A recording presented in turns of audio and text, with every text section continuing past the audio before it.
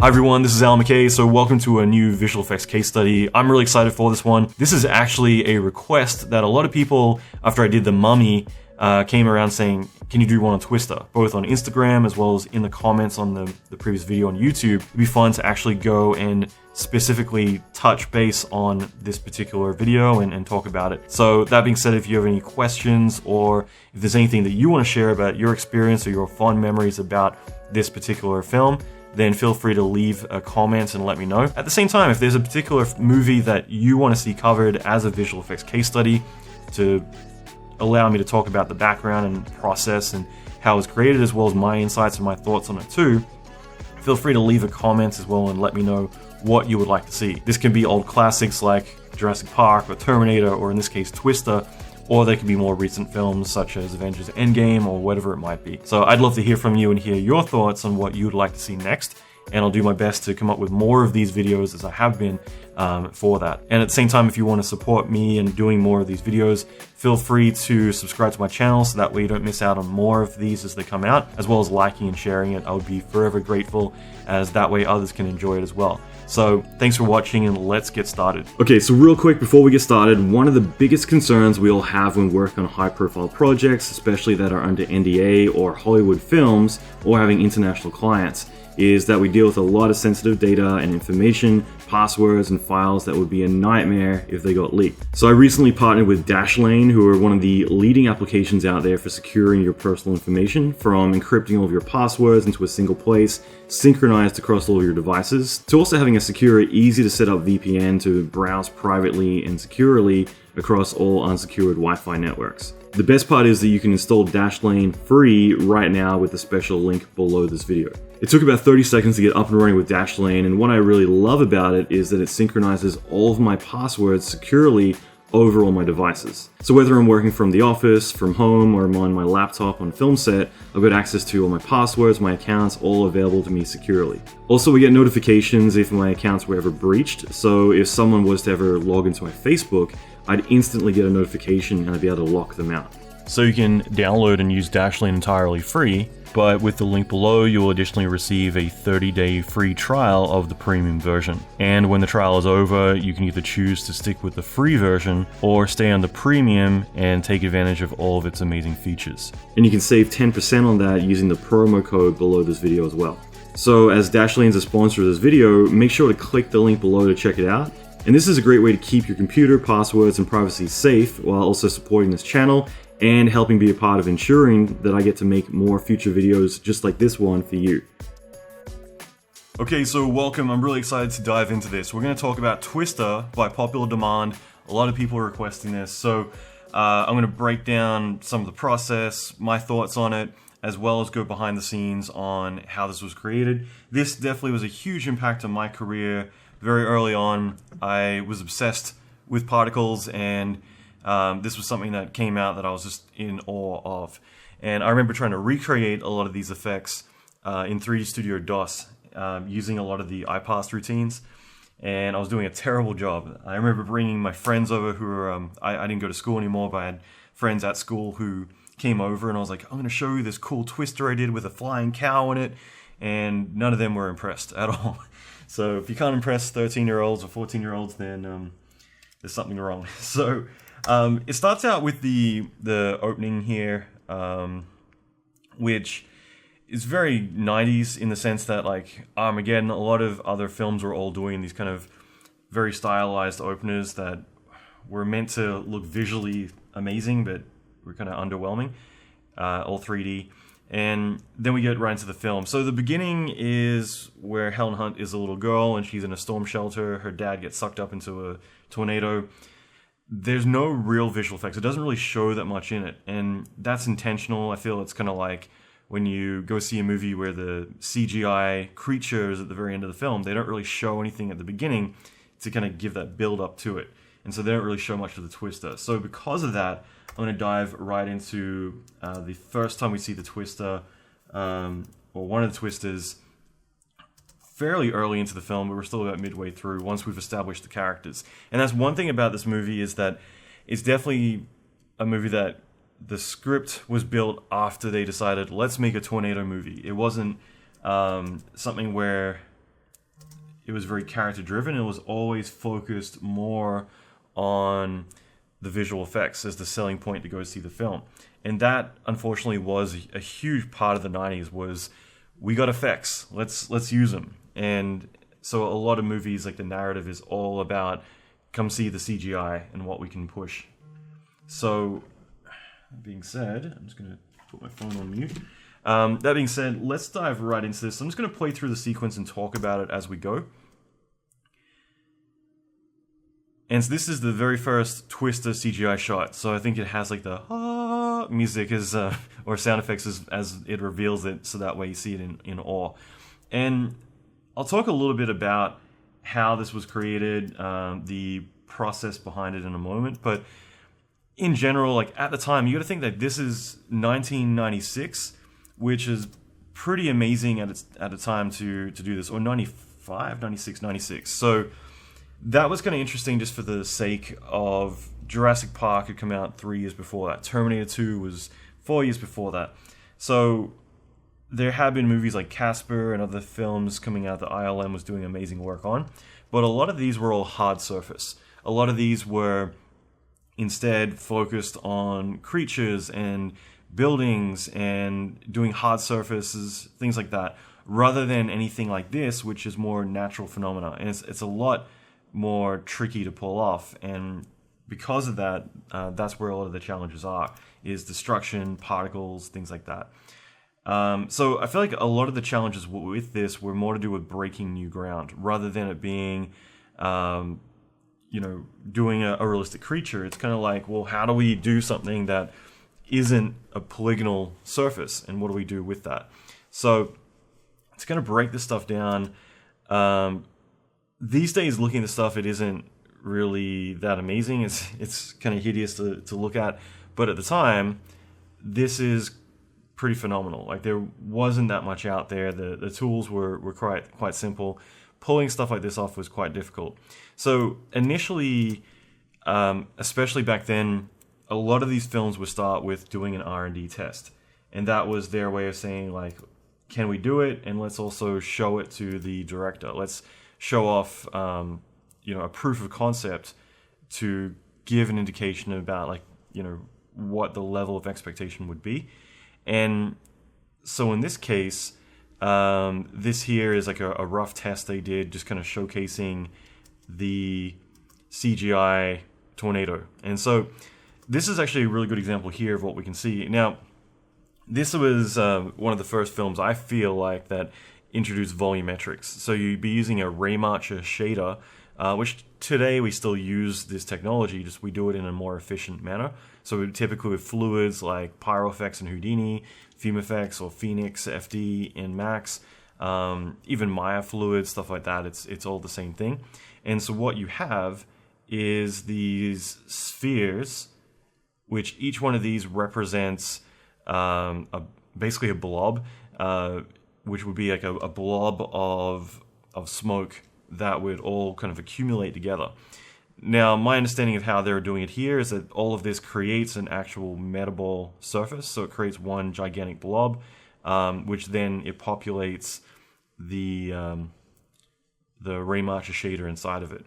So all of these particles make up a much bigger surface, or a much bigger volume, I should say. But in the beginning, this is what you would expect. Now, they can see, I'm guessing these are particle IDs. So I say it sounds like this is about, or I should say it looks like it's about 400, 450 particles, something like that, or 500 particles. So it's not too many. I believe like this is more representative of the early test here. So there's different approaches for different ones, and that's one thing I do like about this movie is it scales up over time. We start out with like an F2 Twister, I think this is, something like that. And then by the end we have the F5, which is the most menacing of all. So it's kind of like each time it kind of levels up the threat bit by bit.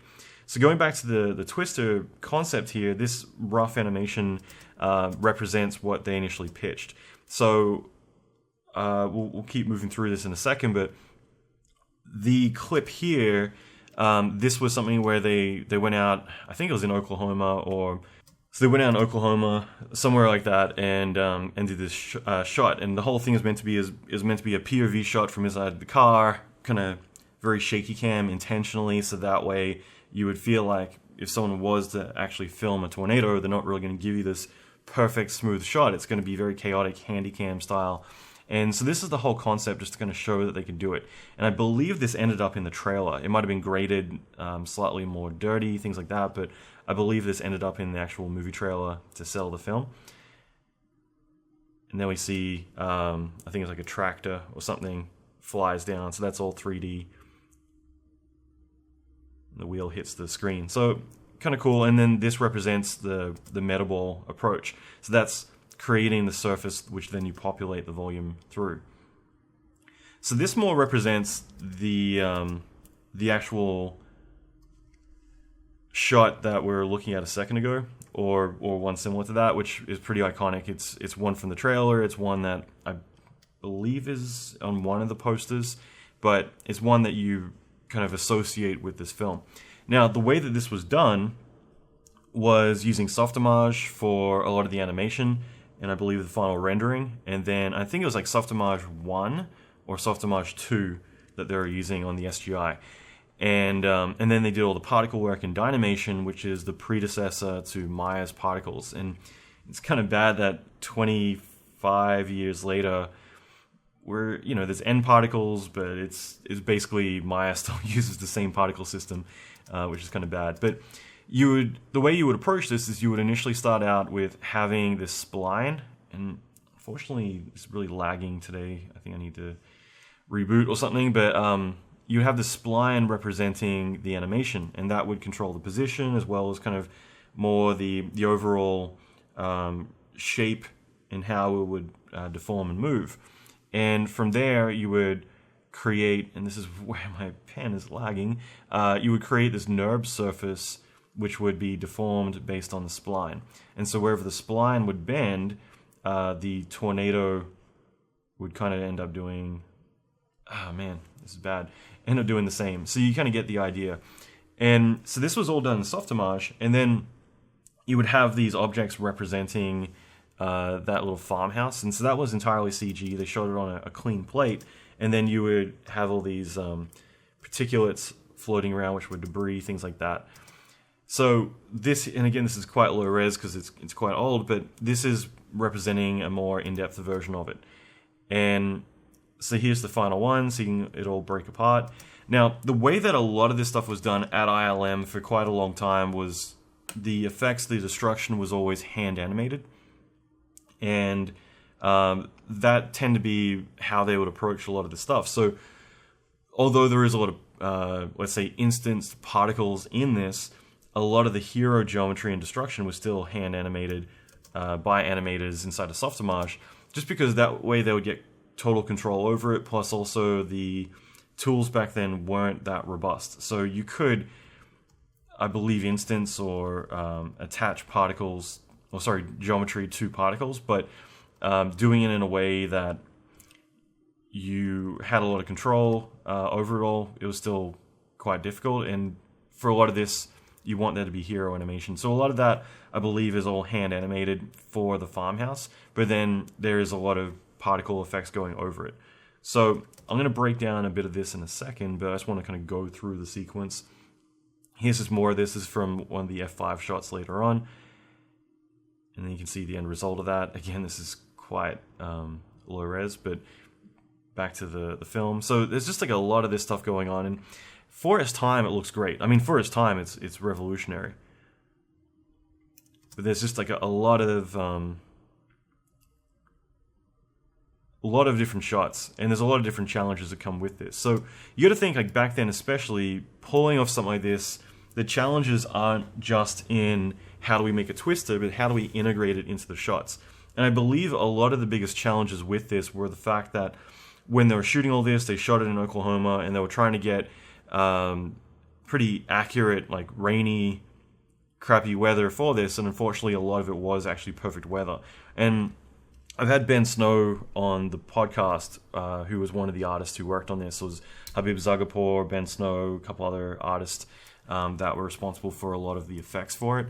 And that was one of the challenges I remember Ben saying about Twister, was that in hindsight, I think they would have preferred to shoot all these as nighttime shots and then grade them into being daytime shots, because then that way you're not going to get that direct light that you would get from the sun on like a perfect day, the harsh shadows, things like that.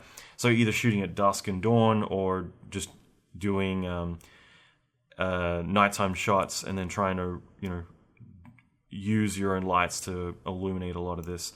So I think there's a lot of learning that went on this. I think one of the most challenging things was always the roto, just rotoing trees and things like that. But we'll get into that in a moment. So again, just lots and lots of this kind of stuff, like just tornadoes, lots of particle effects. I believe the amount of particles for some of these shots were like 5 million particles, so it's pretty intense. So here's like another shot where it's all breaking up at the end. Now, just to dive into this for a moment, let's all talk about the anatomy of this. Now, I've done a lot of tornadoes, and the way you approach it is very different depending on the scale of it. So something like this, you would definitely animate this. You would have this as a mesh, and then you would figure out the best way to integrate all this at the top. In this case, all of this, I believe is, well, not I believe it definitely is all volumetrics. So getting to integrate isn't too big a deal, because it's just a matter of having the shaders kind of blend at the top, and then down here you have like a very kind of spirally motion going on to all the volumetrics. And then what you would have is you would have lots of debris shooting around all of this as well. And that's the key challenge with doing a tornado, especially stuff like this, is that, and especially in 96, is that you're not dealing with a hard surface model or anything like that. You're actually dealing with something that it's a force that technically isn't visible. What you're seeing is the surrounding environment being pulled apart and then, you know, circulated around it. And so it's sucking the sky, the cloud, down to the ground, and it's sucking all the ground into the funnel. And so there's a lot of different challenges that go on here. But doing something like this, typically you would create a patch model or a NURBS model, these days polygons, but you would create a surface, and then you would potentially use that and have it twisting around. Like this is how you would do it these days, is have it twisting around and then adding particles on top of that, or volumetrics on top of that, or in this case, I would be using like fluids these days, because, you know, technology has advanced a lot more since back then. But you would typically use that to the mesh to control the shape and the form, and that way you could have an animator actually animate this and give it life, but then have the effects be influenced by it. So the dirt and everything down here is more the interaction layer. It's something that you use that way. It's touching down, it's pulling all this in, this is all circulating around, so it's debris, dirt, and then all of this is a model which would have particles attached to it that are all spinning around, and a lot of, you know, all this would be volumetric. And then the sky replacement here, you would do as kind of like a matte painting, but basically using footage wherever you can, and then populating volumetrics around here to kind of give it that feel of a storm, as well as a connection point for the funnel. I've always found something like this isn't too difficult, but I found connecting tornadoes into the sky sometimes can be one of the more trickier aspects of it, just because you need to look convincing and in the way that it interacts with it. So that's the general idea. And like I said, they scale up over time, so we see different results as we move along. But, you know, I like the feel of some of these. At the time, I think the biggest challenge was the fact that they didn't have any high-res footage to go off. They had photos, and that was it. So I feel like you're going to get these kind of heroic poses, or I should say iconic poses, based on, you know, probably coming from photos. It's like, let's get this kind of feel to this shot here. And, you know, but again, the fact that it's all hand animated, it allows for doing stuff like this pretty easily without it being too big a deal. It's just a lot more of that. But like I said, we'll move into some of the later ones, but I figured I'd just quickly mention the process a little bit. So again, this is a clean plate, and then they're adding the CG farmhouse and the I guess the water tower, whatever that is there. You can tell I don't live on a farm, and that's all being destroyed. So let's move ahead a little bit.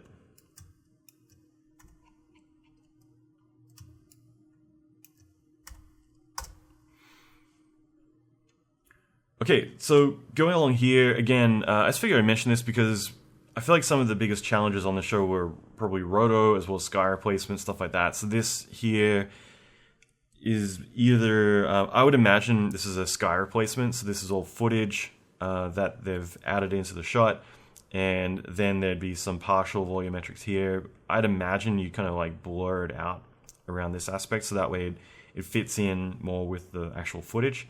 But then you'd have the funnel itself and everything else going on, so you can see all the debris bits, things like that.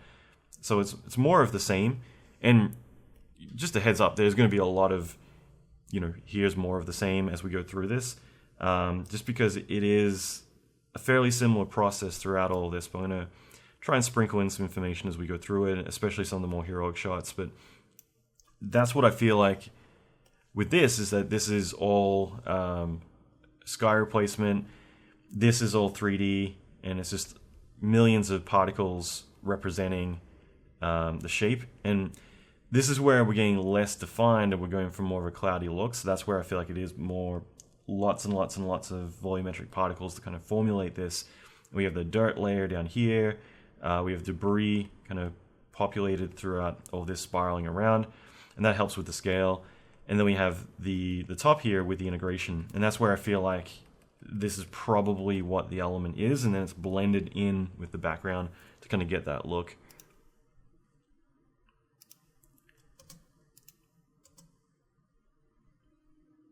And just more of the same. But I mean, it looks great, especially considering the time. And that was another thing too, is a lot of the early 90s and mid 90s films, you'll see locked off shots. Anaconda is probably a really good example of that. Like, every shot is pretty much locked off. You don't see too many ones with free cameras. Jurassic Park did it in the beginning, and that was more as a request from Spielberg. But there wasn't, it was still pretty rare to see tracked shots, just because it gets really tricky. And that was one thing that I know with this film. The VFX soup on this, it's not yarn, that was the... But yeah, like the VFX soup on this, I know, was requesting that they do a lot of the camera shake in post rather than doing it in like optically, just because you might get it for free, but it's even harder to track something that was already difficult.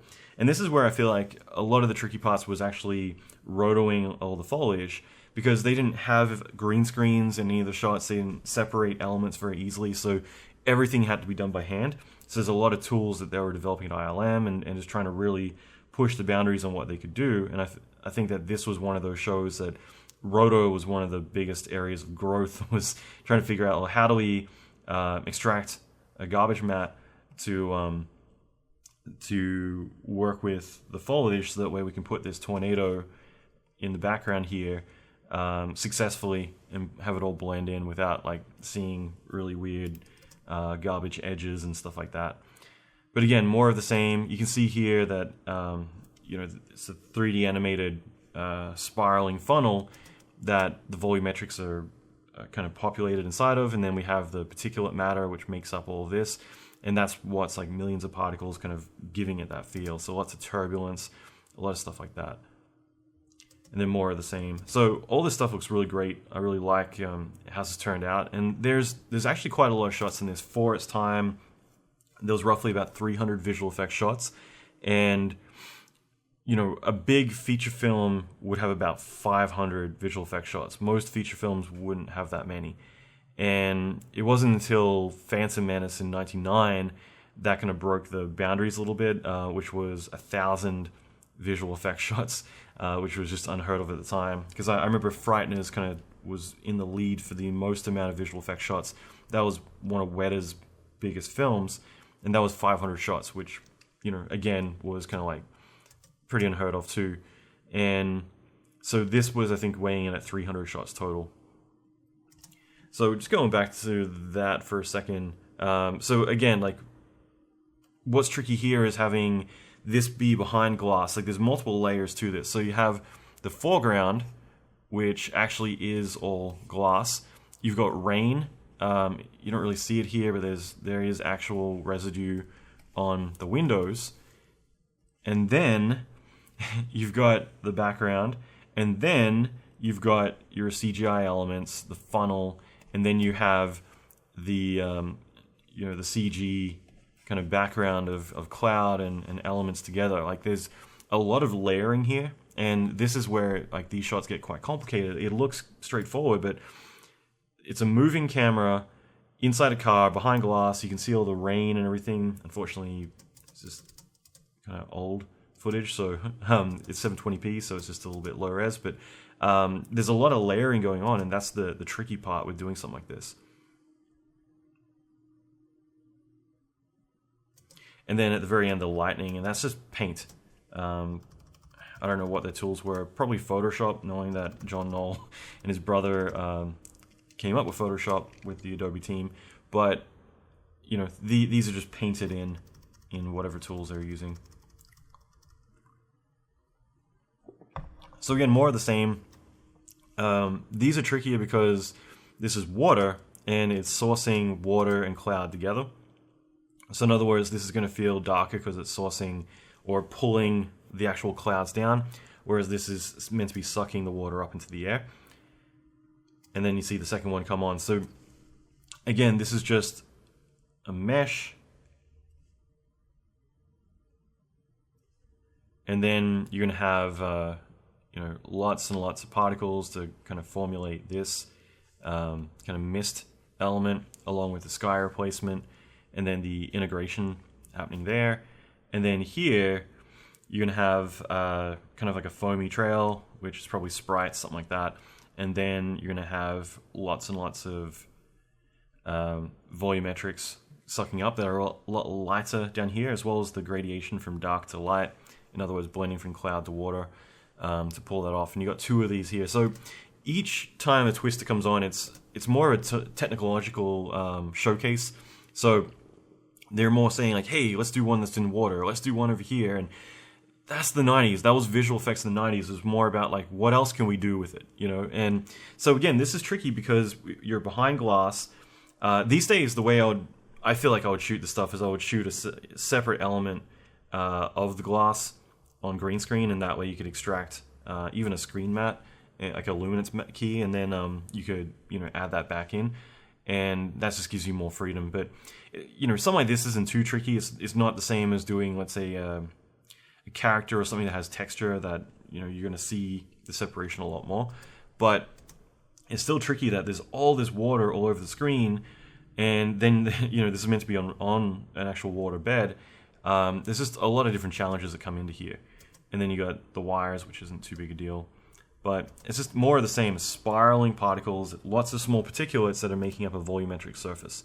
So unlike the blobby stuff that you saw earlier, this is more individual particulates, a lot of vapor, stuff like that. So different elements that make it up.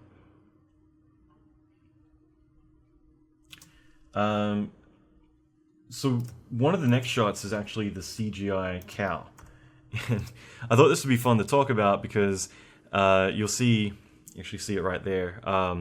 This apparently is a thing that was happening, or happens all the time, that farmers would find their cows sometimes like 100 miles away from their farm. They'd find their actual cows, and they wouldn't be dead. They'd be alive, which was just crazy.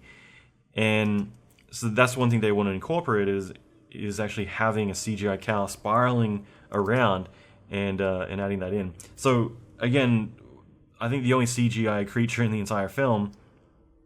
I do like the fact that there's also this branch flying by. Like, it's such a trivial thing, but to add that in where your focus then isn't so much on the cow, but you've got other distractions to help kind of integrate it together.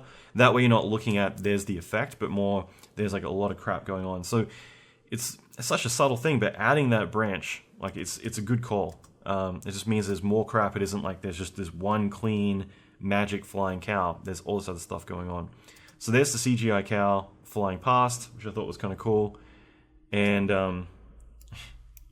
the one thing about this is because there's so many visual effects shots, and at the same time, the focus is the visual effects. And again, 300 shots isn't actually that much, especially for something like this, that the entire movie is, let's make a movie about twisters. There's a lot of reaction shots. So rather than showing the effect, they're going to show someone, responding to the effect. And so here you can see the eye line is in sync, and the cow flies past the same branch again. I don't know why. And then you can see the eye line is moving with it to swap over. Here's a breakdown. So again, you can see NURB surface, spline following along, and then you see the patch on the ground, which represents the interaction layer, like the foam or whatever it's going to be on the water. And that's just where you'll have all the particles and everything moving around. Then you have the CGI cow fly past, and another one there. Now, I wanted to bring this up because I always thought this was hilarious. I actually remember watching Speed 2 on VHS. And I was talking with Ben Snow, the VFX Soup, about this, and we're talking about this exact thing. But what I found to be really funny about this is that I remember watching Speed 2, and it's on VHS, so it was like blurry as hell. And I still remember pausing it, thinking like, what is that? There's something weird. I couldn't quite make out what it was. I ended up pausing the VHS cassette, which is blurry and stuttery. And so it wasn't until later, like the next month or two, Todd Vazari, who's one of the VFX soups at ILM, he had a website called VFX HQ. This is back in like 96, 97. And then he got offered a job at ILM and ended up kind of just archiving the website altogether. But what's really interesting is here. There's the cow from Twister. So I thought that was hilarious, the fact that someone snuck in the CGI cow from Twister into Speed 2. You can see it. It's kind of hard to see, but yeah, that's the actual cow, which I thought was just hilarious, and I had to include that just because it's kind of movie history, and that inspired me for a lot of my career. I ended up like doing stupid gags like that, where, let's say on Superman Returns, the very first shot of the film, the sun explodes and then it destroys Krypton. And one of the parts of Krypton when it explodes, I put a 3D Studio Max teapot flying past. And just little gags like that were always fun, or putting our faces in, just having fun doing something that only your friends would know about, but just little gags like that. So it was always kind of fun being a part of that. But yeah, so the Twister cow was quite iconic. I think it's something that we all remember. But there's a lot more of this, and again, it's the same stuff. And that's the tricky thing that I wanted to bring up, is the fact that, there's some stuff like this is kind of interesting, but I feel like some of these shots are really cool. They're more just lots and lots of particles, really kind of putting this all dead center around it all. But like I said, the tricky thing about this movie is that when I figured, okay, a lot of people requesting this, maybe it'd be fun to do, I also felt like as soon as you explain like how to do, like, how the twisters are built, there's really not too much to it, and that's why I want to kind of plow through this pretty quick. But like I said, a lot of the shots, I feel like the composition is more based on photographs, which is a lot of their reference, which I think is kind of cool. It's the same way that like Spider-Man 1, like Sam Raimi's Spider-Man that came out in 2001, that was another one, I think it's 2001 or 2002, that was another one that a lot of the animation was based on key poses from the comics. And I like that there's something that you're pulling reference from, and it's continuous all the way through. And I like the fact that a lot of this, I feel like, is recreations of photos. That was all the reference they had. And it's just like, well, technically it's actually really cool composition. Like, why not do that? So I like the fact that these break up and you see the separation. So that's where it is like what is cloud being, lifting back up, and then a lot of this is just breaking apart. So you see it's all segmenting up. as it dissipates. So there's just interesting ways that they're kind of showcasing the same thing in different ways and trying to continue to make it interesting, more as a technical demo of how you could do it differently each time. But as we get into some of the more ambitious parts moving forward here, this is where we can definitely talk a lot more in depth about some of their process. So there's stuff like this is all sky replacements, this is all CG. Like I said, a lot of the time they were shooting this stuff, it actually was like perfect days, which was not what they had planned. And then there's stuff like this where in the wide shots you'll see these are CGI hail. So you see all the ice bouncing down, stuff whipping down here. So there's a lot of particulate stuff happening. But then, let's say, I think in the next shot it'll swap to the front of the hood. Or even there, this is all CG. But then you'll get these ones, and this is the other way around, where this is all practical. But there was still a lot of CG stuff being added in. Now, what's interesting about this is they actually had like a 40-foot long truck with a giant jet engine on the back, and they were just feeding it crap, like debris that it would just fire out at the car. So there's a lot of that stuff going on.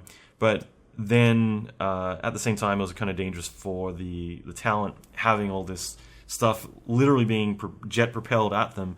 So they're getting eye infections and just nothing good coming from it. So they ended up doing a lot of CG as well. But a lot of this is where, that's what I was saying about Roto, you have the road, you got the mountain line, you got trees, and then everything else is CG. And the thing is that all of this stuff is in the foreground, all of this stuff is in the background, and then the Twister is kind of mid-ground. So they're tricky shots for all the wrong reasons. And then on top of that, I believe these are POV shots inside the car. Yeah, they are. So that way you got glass and you got water in the super foreground. And then you have some 3D debris and stuff flying around. So they're really ambitious shots for its time, just for the sake of like you're taking a live action plate and you're definitely manipulating the crap out of it a lot more than you probably expected to in the beginning. But I love all this. I love the fact that it touches down and then it decides to go back up. Doing this stuff, I feel is kind of tricky. I feel like there's a lot of comp work, more than it being 3D necessarily, to try and weaken some of the stuff, like by softening it, things like that, just to help all around. CGI boat, there's a lot of that where you'll see, like here's the boat flying by, it's all 3D. And that's a chance to say, hey, let's do some stuff where we get the exact performance we want by doing it 3D, and we're not killing the camera guy by, by having stuff actually hit the camera. So in a lot of this stuff, it's completely clean. I feel like some of these edges are really sharp, but whatever. Oh yeah, so this is one of those ones that I feel like at the very end it doesn't hold up too well. So you can see here, this is shot on blue screen. So this would be probably at the Kerner soundstage or the 325 stage in Marin County. And I'd say this is shot on blue, and the garbage mat, or the key that they're pulling, isn't 100% great. So you can see it's towards the end as it separates. You're getting some weird edges, stuff like that. So I'd say that rather than shooting practically, that's a soundstage element that they shot and then comped into the piece there. Alright, so I'm going to plow through this pretty quick because, again, it's just a lot of the same stuff. So these sparks are all practical. Those ones are CG. And then it all withers away. And that's all volumetric, so just having particles kind of warping and blowing along. So this is kind of interesting to talk about. So back with the whole CRT era, where we're using older, shittier monitors, and even now, like screen burn-ins are really popular. This stuff's all done by a band from the Ranch, which I don't believe are around anymore. So there are a bunch of guys who, from what I recall, were fired from ILM. And so they were banned from the Ranch being the Skywalker Ranch. So they went and created their own studio that just did screen burn-ins primarily. They did some comp work, things like that, but usually they'd be the ones coming up with these interfaces. So you'd see stuff like this. This was all stuff done by a band from the ranch. All the 90s movies, like anytime it would turn to a screen, because CRTs, the way that they refresh, it's like, what would it be, like 50 hertz or 25? I think it's 25 hertz or 50 hertz, I forget, but it refreshes slow enough that you see this kind of banding going across the screen, and it's really distracting and really not elegant at all. So that's where they would come in, and they would be replacing all the screens, doing corner pinning, to be able to replace the screens with something that isn't flickering and looking terrible. And then these days with LCD screens is not an issue, but it's usually one where rather than trying to like sync up all these screens and make them all do something, it's easier just to do it in post. So it's a fairly cheap process, and it's still popular now, but for just more for practicality more than anything. So this is a really cool one here, and like initially we have the reactions, and I've trimmed this all down, but all right. So I really like the shot how it initially starts out pitch black. You can't see anything, and then there's that lightning flash. I love that. Like you get the rim lighting. It's so cool. It's just like a really cool way to introduce like, oh shit, like it's right there. Like you didn't see it coming. And it's this massive like F4 or F3. I think it's F4 tornado. I'm not saying like I'm an expert. I'm just gauging based on like how big the F5 is at the very end.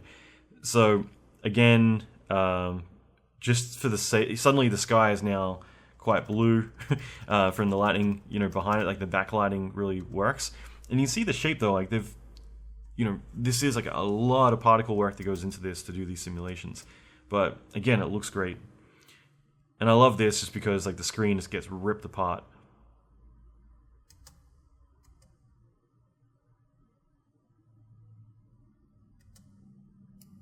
Apologies, it's not playing back the smoothest, but it'd be really cool if you could see the movie being projected onto the tornado.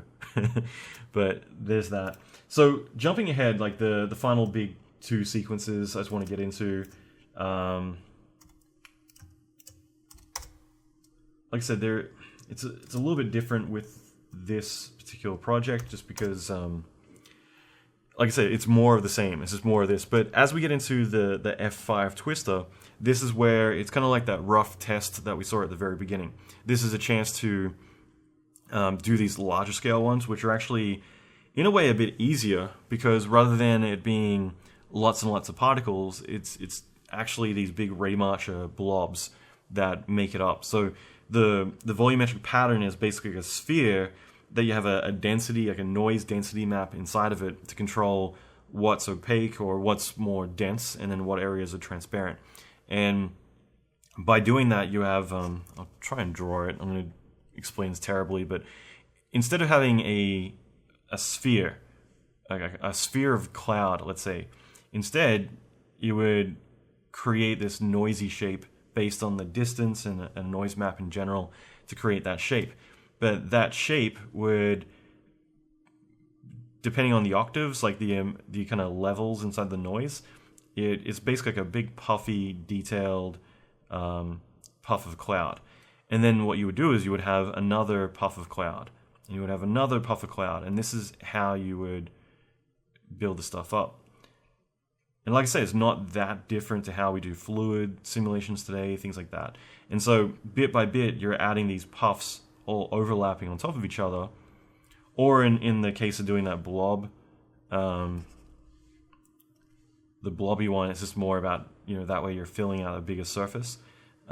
So however you want to do it, it's more of the same sort of thing. But that's all it is layering all this stuff up. The tricky thing about this, though, is that you're adding all these particles on top of each other, and it gets slow because the way a Raymarcher works is you have a puff of cloud, and it fires light, or steps, really, through it.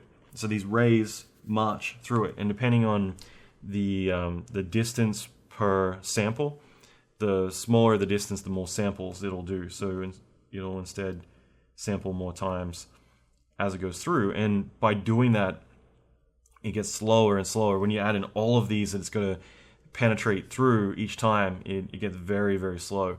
And that's the advantage of a fluid, is you have a container and it's a level set. So in other words, it's basically a cube. So The advantage of that, if we were to make this really low res, the advantage of that is that only one voxel, like one cube, can exist in space. So instead of like all of these spheres all overlapping, like as if they were all individual grids, instead it does a level set and it says, okay, like these cubes, like kind of like pixels, are populated, and bit by bit that forms a shape, but it means that there's only one element in world space, like one voxel in world space at any given time. So it's actually a lot faster to render. Like fluids are much faster than this technique to render, even though you've got to simulate them, which is the slower part of it. So that's how this is done. Is it's basically a giant wall. You've got these particles that are spiraling around.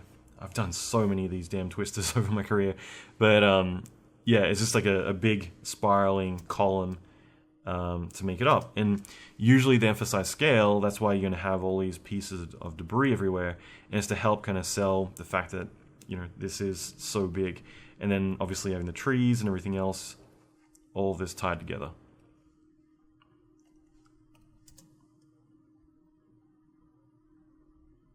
I like the fact that it's lighter because it's more brown at the base, because that's all the dirt being pulled up, whereas you got this dark stormy cloud at the top. And the density, to make it black like that, it's more kind of symbolizing that there's just so much crap in here that's destroyed. So again, like stuff like this, I feel like these cracks probably weren't as defined before they went through Roto, and it's just you kind of have to fill them in. This is where I feel like a lot of this stuff would just be better to shoot it without being in the car, and then adding you know, the car back in as a foreground element, rather than shooting it all together. So I haven't really looked at this too closely, but I guess these are all 3D trees, and it makes sense because you want them to be reacting to the tornado. So that's all CG, and you'll see a lot more of this as we go along. Big burnout, helicopter move. That's probably like a 200mm lens, something like that, because it feels like you're right there, but I'm pretty sure that's, yeah, it's either a jib or a helicopter. And more CG trees. You got this thing here, which is computer generated. There's another CG tree. This one's pretty obvious. It's computer generated. And there's another one we see in a moment. I think it's this guy. Yeah. So this guy here, this is all CG. That's practical. So they shoot this where you would typically have a chain attached to the tree and a truck, and you'd be dragging the tree along, or other way around, you would attach it to a pylon or something and have that just driving it along. Oh yeah, this is the bad CGI tree I was talking about. So this one's a bit more obvious. And then yeah, this is all practical. And by doing those quick cuts, and again practical, but doing quick cuts like this, it means that you're going back to the real life tree, and then the CG tree, it's not long enough that you're actually getting a chance to really look at it and be like, oh, that looks fake. Some more of the same. Then this here is real life. So the shot before that is CG as it comes in, and then we swap to a different angle. And this is where they dropped a massive tanker truck full of gasoline and had it explode on the ground there. So then we have this massive fireball and destruction going through. And they really sell it. They really push this as much as they can.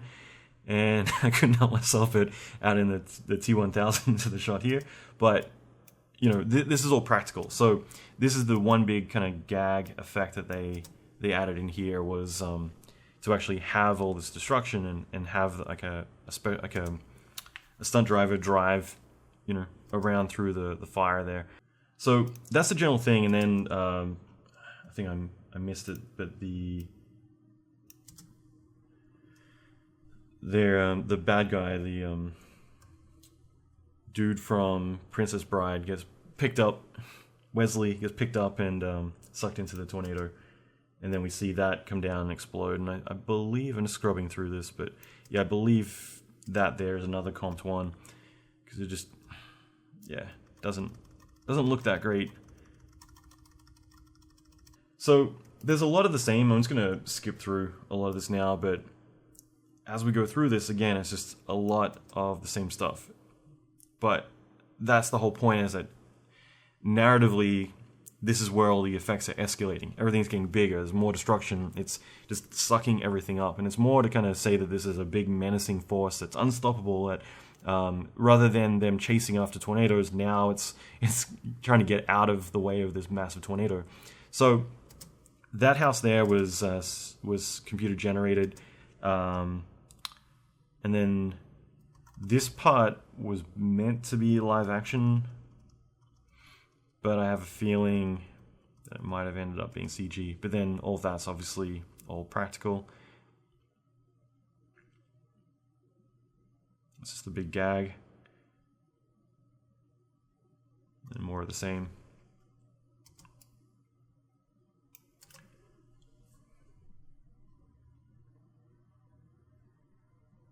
So I feel like that's one of those context shots. It's more to kind of show they're over here, and this tornado is going to this farmland, and then where are all their friends? They're over here, all safe, away from it all, watching.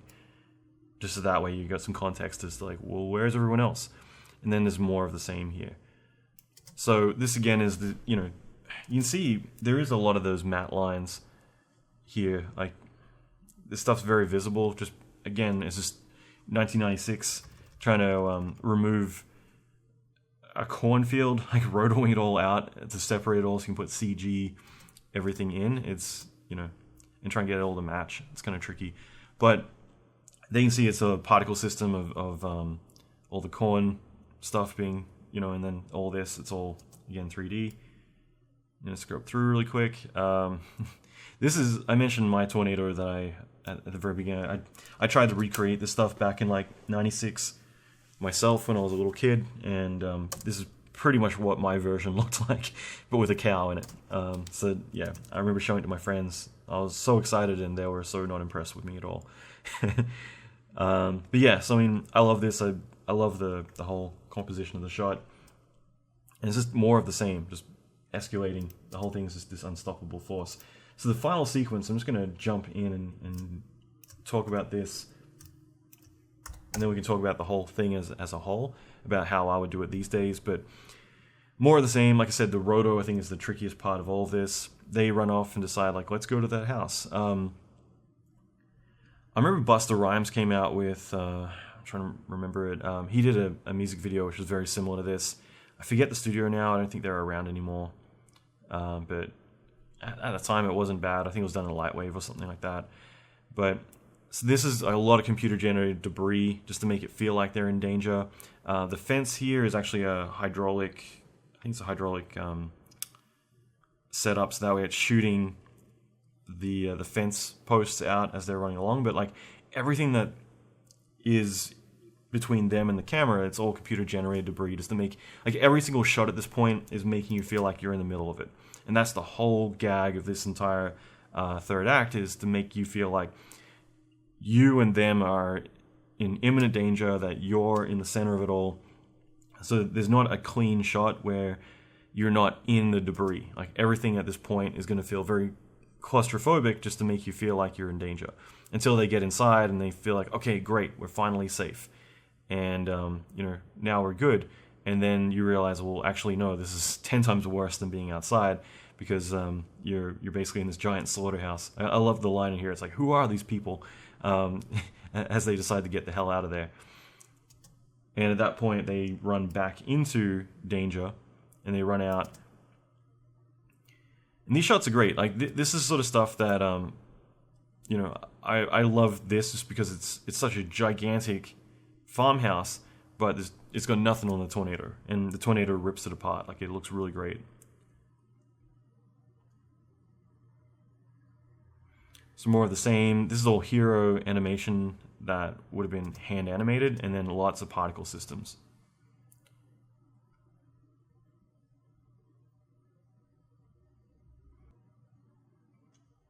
So this is why you paid your $10 or whatever for a movie ticket, to basically see all this, and just seeing like the massive scale, having tractors and everything, just everything in its way is just being eaten up.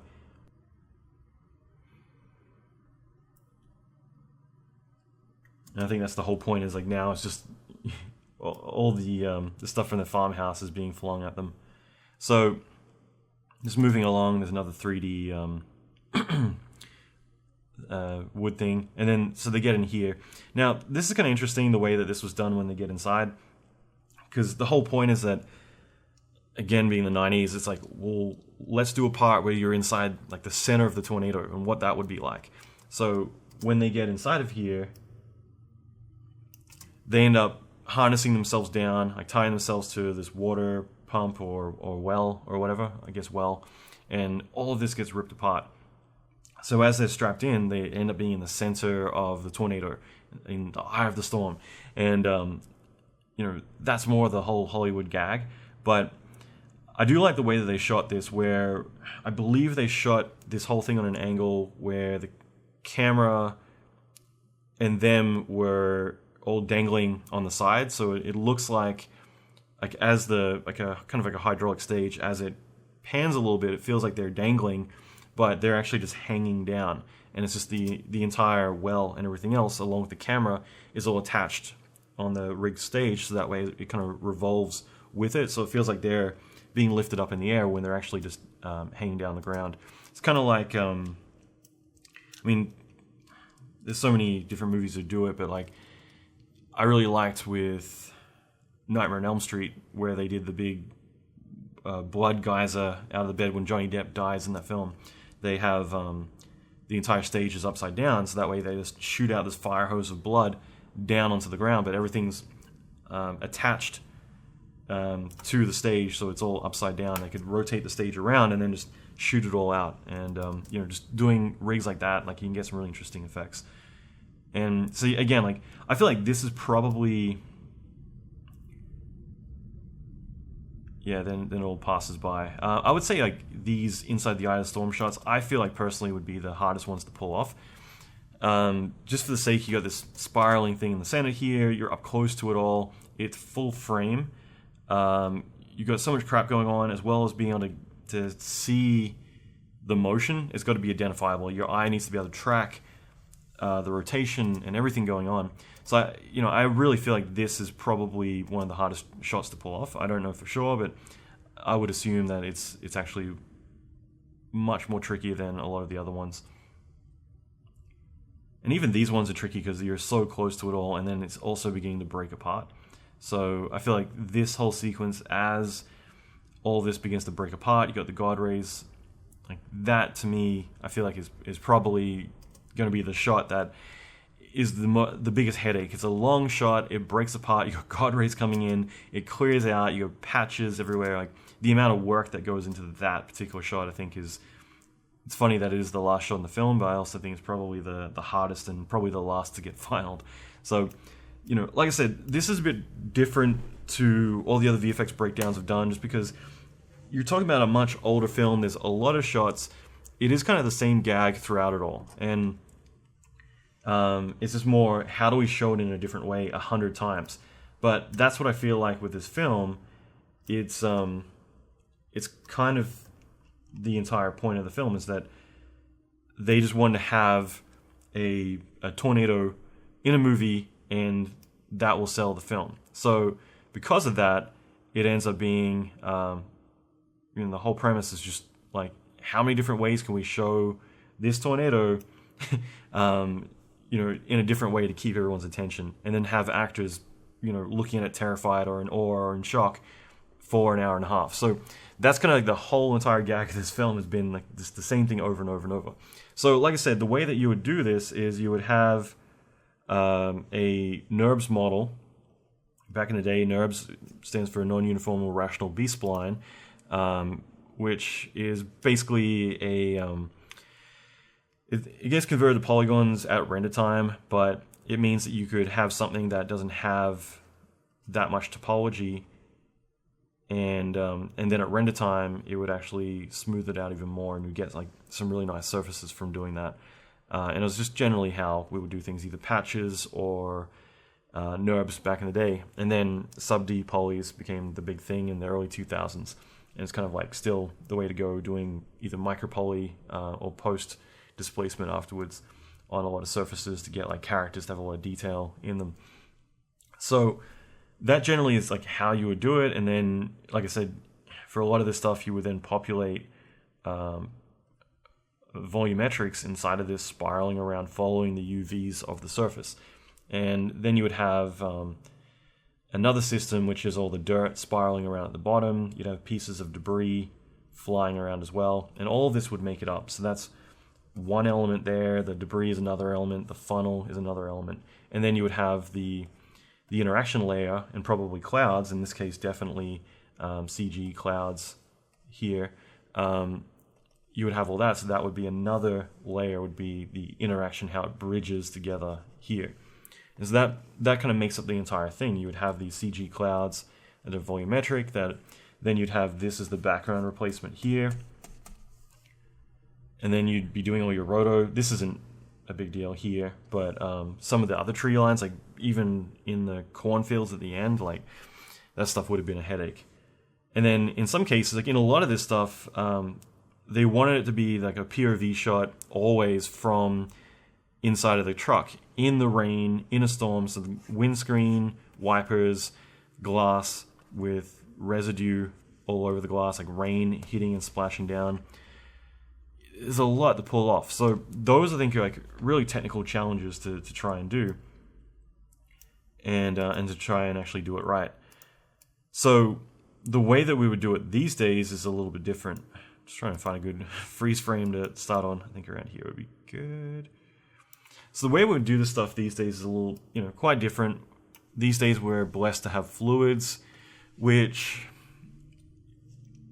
kind of existed back then. I know Ron Fedeque was one of the guys at Stanford University that was doing a lot of research and development, collaborating with ILM in the later years, so I think like 97 and onward. So he came up with like a lot of really good fluid solvers that were doing some interesting stuff, but way after all this stuff. But these days, depending on the type of tornado you're doing, it would kind of be the same stuff. Like me personally, I'd probably find a way to cheat doing this element still. Like I would hand animate something like this or use lots and lots of particles. I personally would probably do the exact same approach. I would have a mesh that's hand animated, so that way I can have it spiral around and do some really interesting things, which I can do with a rig a lot easier. And then, so that would be one element, would be like the spiral.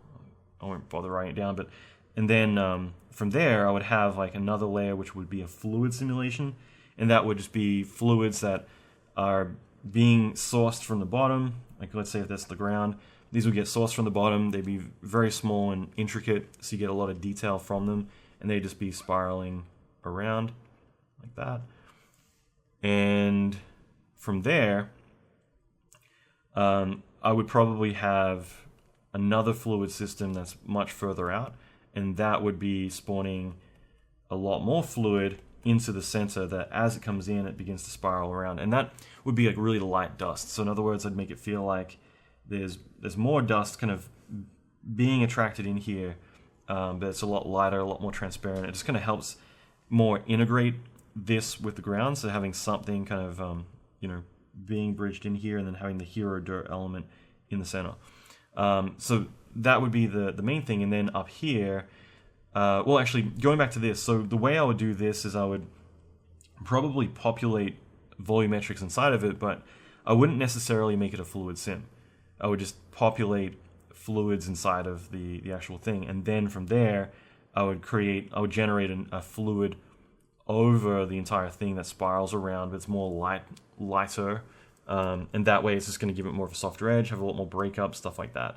And then for the clouds, things like that, I would try to sculpt these somewhat using shapes, and then populate them as a volumetric, but as a fluid. So in other words, you could have these spiral and change shape and do a few things just to make it more interesting, but the original shape would be formed from geometry initially, and then it would, I would turn it all into a fluid. So all these things would build up. I would use a lot of different elements to make this. Whereas if we go more to like the F5 kind of Twister,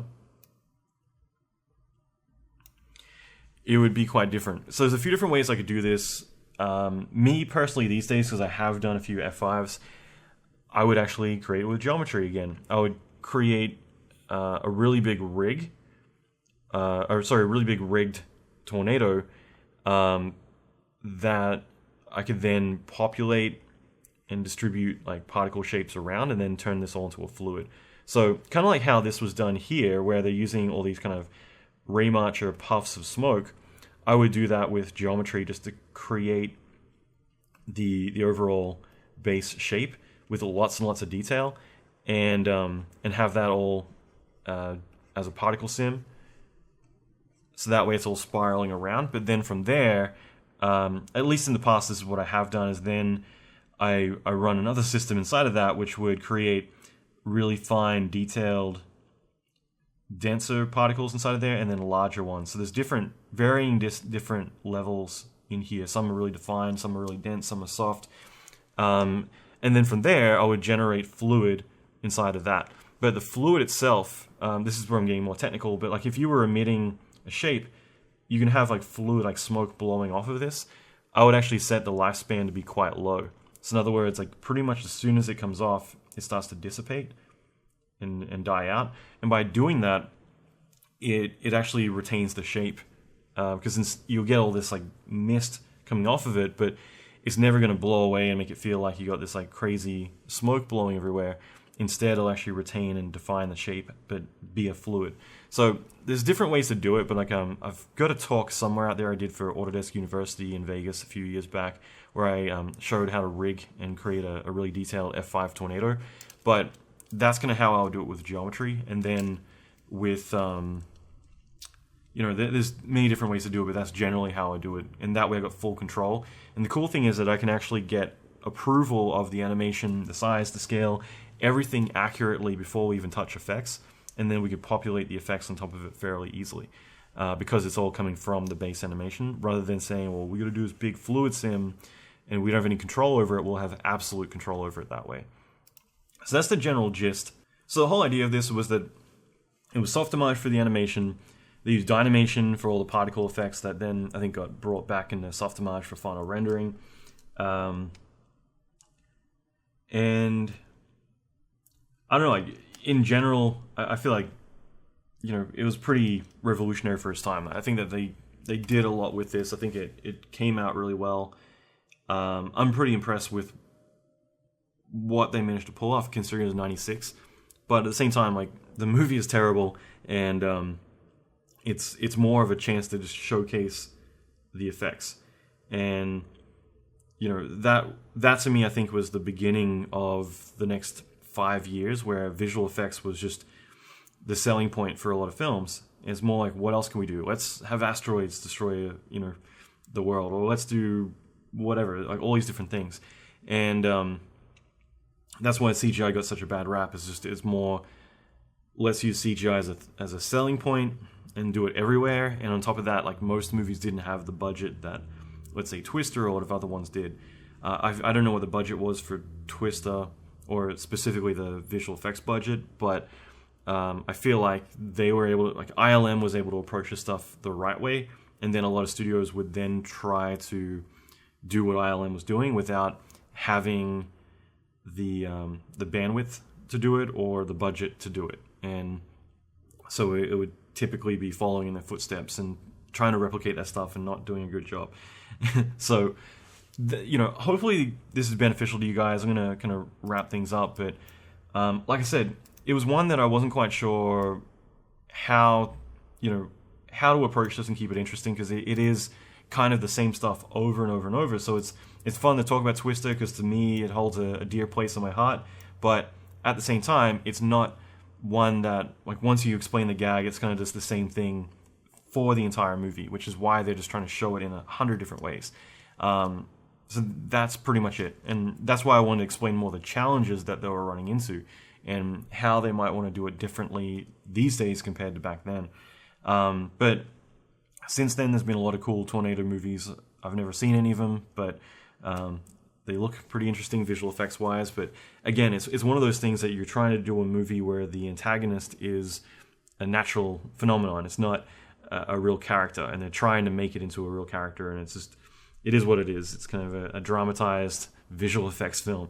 But yeah, hopefully you guys found this interesting and got something from it. It's definitely a different approach compared to some of the more recent visual effects films that had a lot more going for them. But yeah, hopefully this is something that resonates and you got something from it. Hopefully it's a bit of a learning experience in terms of just getting more insight into the process and how at least I would have gone about doing a lot of this stuff, as well as just kind of talking about the history of it. Because again, I was obsessed with CGI, so a lot of the older films, I could tell you every single thing about them, who worked on them, everything. For me, it was an exciting time, and that's where Twister has its place in movie history, is that it was breaking new ground, it was doing something quite revolutionary, and because of that, it got people excited about what you could do down the line. Okay, I hope you enjoyed this, and I hope you got something from it. This was a lot of fun to do, and I appreciate you guys recommending what you want to see. And so this is something that a lot of people in the comments were saying, do Twister, so I wanted to do this next. So if there are any other films that you want to see covered, whether they're recent films or whether they're old classics, then I'm happy to chat about that and kind of give my insight into it as well. And at the same time, if you like this video and you want to support me making more of these, please like and subscribe to my channel, so that way I can give you more of these and hopefully benefit you in some other way. And that being said, thank you for watching, and leave a comment, let me know what you want to see next, and as well as any other thoughts about maybe what this film meant to you coming into visual effects. And I'll be back next time with more videos.